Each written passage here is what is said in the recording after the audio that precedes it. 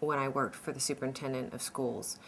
I remember sitting at a school board meeting and we were discussing a very important vote, which was basically about the budget cycle and schedule for the school district.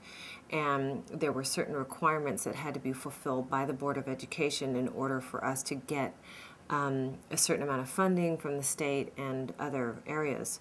And what I remember very distinctly, which was really hard, is that it was very difficult for local leaders to, quite frankly, put their own political ambitions aside and think of the children first. And in that instance, they chose to basically put up barriers, I think, in sort of the state process. By the same token, because they wanted to sort of take the state on individually about what was going on and make a statement, they were actually willing to hold up the process to send the state a message.